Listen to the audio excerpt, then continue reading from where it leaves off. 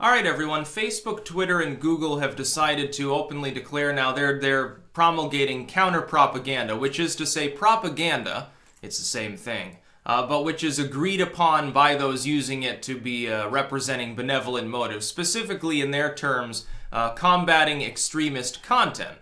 Which is itself a problematic label. You see, what is extremist to one person isn't to another. So again, and this was said years ago, one man's terrorist is another man's freedom fighter. It's very difficult to actually get around this fact.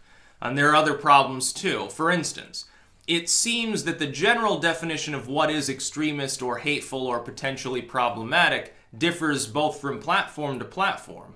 As well as from political group to political group, even within single countries, not even the world over. For instance, the Western European Merkelite definition of what is hateful and should be banned is extremely broad, extremely expansive. It encompasses people who are making like a bad taste joke, whereas here in First Amendment land, we may not think that that's particularly problematic. So then where do you decide that the counter-propaganda should be aimed? It seems like Western Europe is not interested in combating extremism of a religious nature. It's only interested in combating what is offensive or goes against the mainstream in too big a way. That is, someone made a bad joke about David Cameron holding his farts in. That's hate speech. But if someone says, oh yeah, homosexuals must be killed according to my religion, that's not a problem to them, apparently. It's very strange. So there's the first part of the problem. And the second problem is quite simple, and that's that this won't actually work. I'm warning these tech firms, you're wasting your time. Grassroots efforts have defeated hate in many cases. Centralized efforts don't defeat hate. In fact, they usually make it worse. This was attempted already. It was attempted during the Satanic Panic. Again, that old moral panic, the same as the moral panic we're in now with this mysterious, non-existent largely, army of white supremacists, or Russian agents, or anything else under the sun that they can concoct in their strange, addled minds. Doesn't exist, didn't exist then. Attempts were made during the 80s to shut down anybody who went against the mainstream in a spiritual sense. Or in a political sense in many cases. Oh, well, this person's a horrible, pinko-degenerated atheist. That person worships the devil because, you know, they're Wiccan, and so forth. And so they tried to shut these people up. And they deployed what could be seen as a crude form of propaganda against them. It was constant. A lot of pastors were involved, like Jerry Johnson or somebody like that.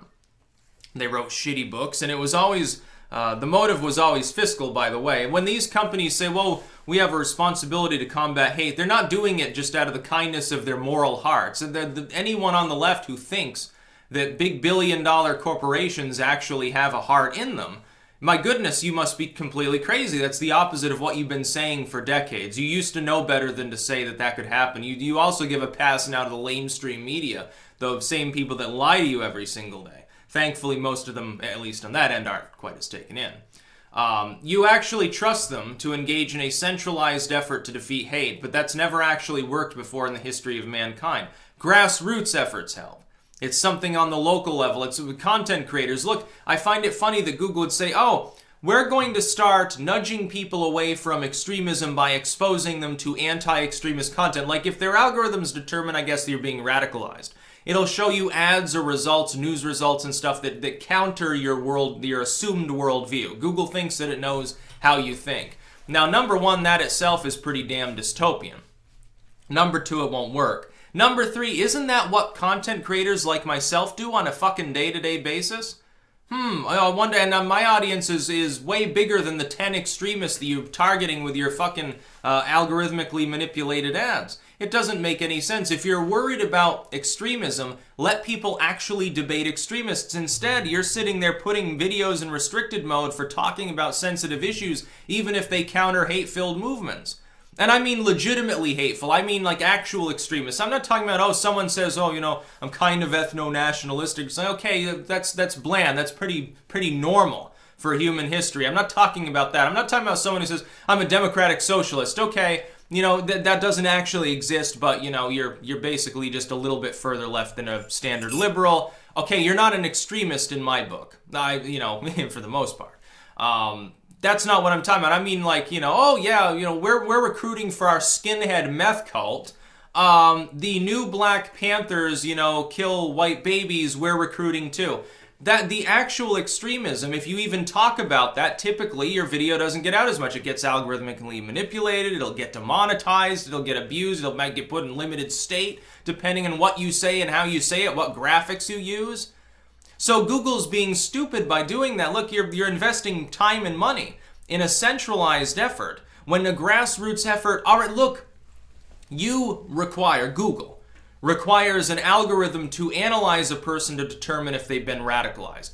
Don't you think it would be better for other people in open communication and dialogue with them to make that determination and intervene themselves by talking with these people? Who are they going to trust? Are they more likely to trust someone they can actually have a face-to-face convo with on maybe Skype, or they can send them a message on Twitter, somebody who's approachable, or Google, a big fucking multi-billion-dollar corporation?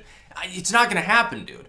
And Google's, of the three, Google's the least manipulative, too. That's the funny part about it. Facebook is like, oh, yeah, we're going to crack down and suppress everything. Somebody said they don't want to bake the cake, so we've got to ban them from the platform entirely. Well, that's a good way to cause extremism to grow. Suppression is the best possible thing I can think of that will actually make it more prevalent. Whereas the deploying by millions of grassroots individuals of memetics, pro-liberty, maybe they're a garden variety liberal conservative, that's problematic in my opinion too, because they're all statists, but I am a little bit out there. I'm a fanatic by some standards, because I believe in limited government. Those who support liberty, those who are, nonviolent, more pacifistic, or they're like, hey, live and let live. Our voices actually matter. They actually change lives. Google doesn't change lives by manipulating the ads someone sees. That will stop exactly zero extremism. Facebook banning people will probably cause it to grow. That's even worse. Twitter bans people constantly, including people who don't have an extremist bone in their body, simply because they said one wrong word or insulted one pundit. So don't give me that crap about them having morality. It's not about morality, it's about money. For these companies, it's about their brand image. It's just like with the YouTube partnership stuff. They're not kicking people off because of morality. Oh, we have to do such and such region because, big tech firm. No, it has nothing to do with that. It has to do with money. It has to do with wanting to serve ads to the larger creators. That's all it has to do with. These companies like to hide behind morality and decency. They've been doing that forever. 1950s, swell anti-communist Americans smoke Marlboro cigarettes. Winston's taste good like a democratic cigarette should. It's bullshit. It's not, they don't actually sit there, they'll have some ad run before the 4th of July. Oh, this 4th of July, smoke Winston Lights. It's the all-American cigarette. It has nothing to do with that. It has to do with they want to make money. They wouldn't make the ad campaign if they didn't. When these big tech firms come out and tell you, well, we want to combat extremism, they don't really care. They would make money off extremist content too. It's just problematic because it causes some of the ad revenue to dry up. Because it causes some NGO to complain and maybe write a hit piece on them. And they want to silence them. They want to say, okay, whatever, we'll half-ass it and give you a little bit of what you want. Now fucking back off for the next year or something. And that's progressively how big tech will get weaker and weaker. What they need to do is solidify, say, we're no longer working with NGOs, we're going to work with the actual creator communities that, number one, build our sites and actually keep them going, and number two, know what the hell they're doing because they've built up brands that are massive. Look, there are people on YouTube who have built brands that are bigger than a lot of significantly large companies, and yet those people are not to be trusted with this topic. Google is as a hegemonic force, a very centralized force, like the Institute or something. And then meanwhile, the main synth is running Facebook. It's not going to work. Grassroots counter-propaganda is great. I've written texts on these topics before. I've seen it work live in front of my very eyes. I've deployed counter-propaganda before. It's relatively easy to do. It's so easy a caveman could do it. A lot of people do it all the time and don't even realize they're doing it. If you're doing it for benevolent reasons, you're like, hey, I think people should be free and leave each other alone, and hopefully in the long span of time, things generally are prosperous. That's great. These companies aren't going to do that. These companies will only deploy so-called counter-propaganda, which is just their own corporate propaganda in the first place, to improve their brand image and to keep the NGOs off their backs. It's the only reason that they'll do that. These companies have been infiltrated by groups of a socio-political nature that have an axe to grind with certain types of point of view. And most of those points of view are not themselves dangerous or extremist. They're simply fringe. It's like the person who wears tinfoil versus the skinhead meth dealer. There's a big difference between the two. They can both have out their views. One of them is totally harmless. And if you're trying to suppress that person, I would say it's not them that's problematic. It's the lamestream that's problematic. There are plenty of people like that. And then there are people like me who have out their views that are not particularly out there historically speaking, and just are outside of the current reigning statist establishment, who sit there and have to worry constantly about having their message suppressed, despite the fact that we've been consistent voices for, the creators for change thing. They're like, oh, we're going to promote moderate voices. Okay, well, what about the voices of other people who are less moderate, but also they do want to change things, they do stand for freedom and liberty, they don't stand for hate and violence? What about them? I guess you don't care about them, even if they've got large audiences. Even if they did it without any help from you whatsoever, you don't want to help them back. Facebook openly suppresses everything and is dying as a platform.